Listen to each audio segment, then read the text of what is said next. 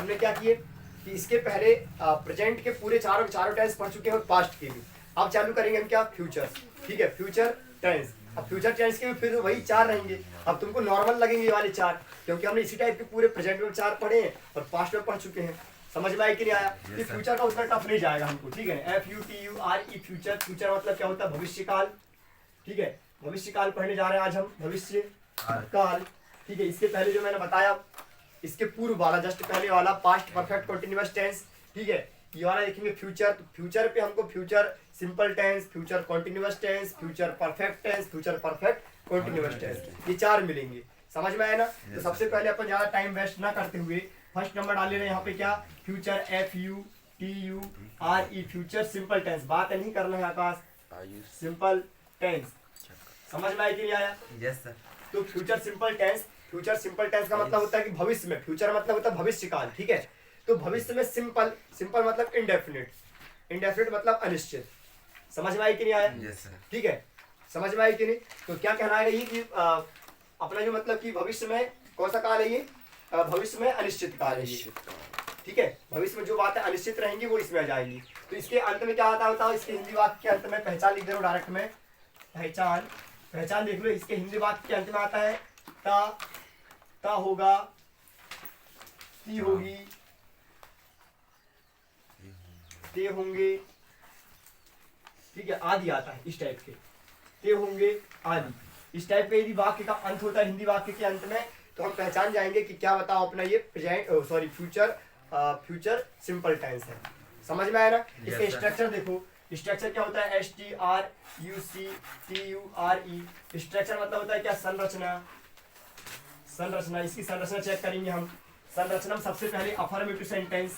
ठीक है, जब अफर्मेटिव सेंटेंस बनाएंगे तो अफर्मेटिव सेंटेंस में क्या होगा, देखो क्या होता है इसमें, सब्जेक्ट प्लस हेल्पिंग वर्ब। अच्छा, इसके पहले जो मैंने बताया था कि पास्ट सिंपल टेंस और प्रेजेंट सिंपल टेंस, ठीक है, दोनों के सिंपल टेंस में हेल्पिंग वर्ब नहीं आती थी, लेकिन फ्यूचर सिंपल टेंस में आती है। ठीक है ना? क्या आएगा बताओ, हेल्पिंग वर्ब। सब्जेक्ट के बाद आएगी हेल्पिंग वर्ब। तो हेल्पिंग वर्ब क्या होती है इसकी होती है शैल या फिर विल, SELL शैल या फिर विल, WILL विल। समझ में आया ना? Yes sir. ठीक है समंत्रा? ठीक है, सब्जेक्ट प्लस शैल या विल में से कोई एक आएगा। फिर क्या आएगा बताओ, वर्ब की फर्स्ट फॉर्म, वर्ब की फर्स्ट फॉर्म आएगी। समझ में आ रहा है कि नहीं आ रहा है? सब्जेक्ट प्लस शैल या विल और यहाँ पे वर्ब की फर्स्ट फॉर्म। देखा जाए तो ये अच्छा सेंटेंस जिसमें वर्ब की फर्स्ट फॉर्म आती है, टेंशन ही नहीं है उसमें, ना वर्ब की सेकंड लगाना, ना थर्ड लगाना, ना ING लगाना, ना कुछ करना। समझ में आया ना? SES IES, ओनली वर्ब की फर्स्ट फॉर्म। हाँ, यहाँ ध्यान देते जाओ तरुण। ठीक है, प्लस क्या हो जाएगा, प्लस जाएगा अपना ऑब्जेक्ट। समझ में आ गया ना? Yes sir. आया समझ में? इसका क्या बनाएंगे, निगेटिव बनाएंगे, ध्यान दो। ठीक है, जब इसका निगेटिव बनाएंगे तो निगेटिव बनाने में क्या हो जाएगा, ये सब्जेक्ट प्लस शैल या विल में से कोई एक, शैल या विल में से कोई एक प्लस नॉट। प्लस क्या लग जाएगा, नॉट, क्योंकि हेल्पिंग वर्ब के बाद नॉट लग जाता है, वो बन जाता है अपना निगेटिव। ठीक है, प्लस नॉट प्लस वर्ब की फर्स्ट फॉर्म प्लस ऑब्जेक्ट। नहीं आया समझ में? हाँ यस सर। आया कि नहीं आया? Yes sir. आगे समझ में ना? अगेन बात करेंगे क्या, इंटेरोगेटिव सेंटेंस की।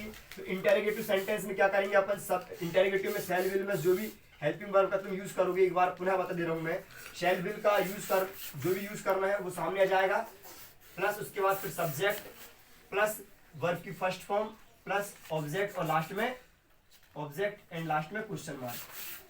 नहीं आया समझ में? एक बार पुनः सुन लो शैल और विल के बारे में, कहाँ पर शैल लगाना, कहाँ विल लगाना है।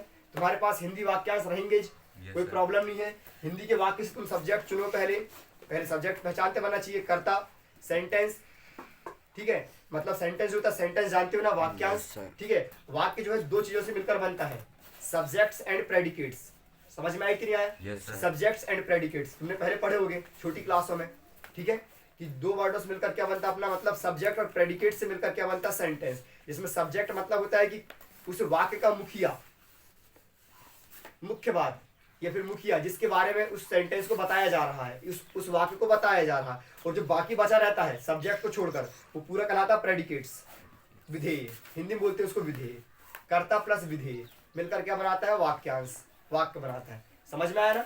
वो तो मतलब नॉर्मली बात होगी, पहले इसको अपन अच्छे समझते हैं। ये शैल और विल, तो शैल और विल का यूज कहाँ करेंगे पहले उसको देख लो। ठीक है, ताकि भी प्रॉब्लम ना जाए। मैं यहाँ पे इसका इंग्लिश ट्रांसलेशन करवाने वाला हूँ। ठीक है भाई, उजमा, ठीक है। तो हम यहाँ पे अभी इंग्लिश ट्रांसलेट करेंगे, तो उसके लिए क्या करो, ध्यान दो। उसके लिए पहले हमको सेल और विल का यूज पता होना चाहिए। मैंने एक टेबल बनवाया था, उसमें बताया था, लेकिन अभी पुनः एक बार और सुन लो कि सेल का यूज कहाँ करते हैं, कौन बताएगा, जोर से बोलो। आई और वी के साथ। ठीक है, आई और वी के साथ किसका यूज करते हैं बताओ, आई और वी के साथ करते हैं सेल का यूज, और बाकी अन्य कर्ताओं के साथ विल का यूज। मतलब आई और वी के साथ, आई मतलब होता है मैं और वी मतलब हम, ठीक है। जब अपने पास कर्ता क्या रहेगा, मैं रहेगा या फिर हम रहेगा, तब बस हमको क्या लगाना है, सेल, बाकी कुछ भी आ जाए विल लगाना। समझ में आया कि नहीं आया, ठीक है ना। तो क्या हो जाएगा बताओ आगे इसका, कोई एक एग्जांपल देख लो, एग्जांपल बोलो। शुभम कल पढ़ेगा। ठीक है, ये बताना है, ठीक है आकाश, ये हिंदी वाक्य के अंत में ऐसा होना चाहिए। लीला रोती होगी। ठीक है, कोई अच्छा शुभम सा कल वाक्य बताओ। पढ़ता होगा। ठीक है, शुभम कल पढ़ता होगा। शुभम कल पढ़ता होगा, क्या पढ़ता होगा वो बता दो, बुक Yes, पुस्तक, sir. ठीक है। शुभम, कल पढ़ेगा, आज नहीं पढ़ेगा। ठीक है, यहाँ ध्यान दो, आज शुभम, छुट्टी। शुभम शुभम पढ़ता होगा कल, ये फिर कल करना, कल भी कर रही थी, लेकिन शुभम पढ़ता होगा, शुभम पढ़ता होगा, ठीक है।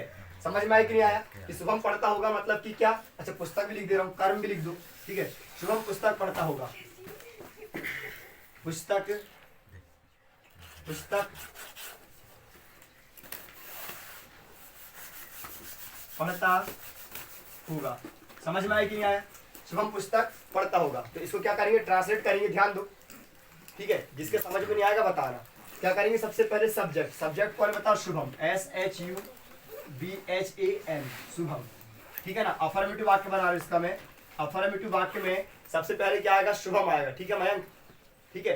क्या आएगा बताओ, अपना सब्जेक्ट आएगा शुभम, शुभम के साथ सेल लगाओगे या फिर विल, क्या लगाओगे बताओ, सेल या विल, विल, क्योंकि सेल कहाँ लगाते हैं, आई और वी के साथ, बाकी सभी के साथ क्या लगता है, ठीक है। क्या लगता है बताओ, विल। यहाँ हो जाएगा शुभम विल, विल के बाद क्या लग जाएगा, वर्ब की फर्स्ट फॉर्म, तो वर्ब क्या बताओ, पढ़ना, पढ़ने को क्या बोलते हैं, रीड, READ, रीड, ठीक है। रीड, ऑब्जेक्ट क्या बताओ, book, read a book, book. नहीं आया समझ में, ये अपना फुल स्टॉप।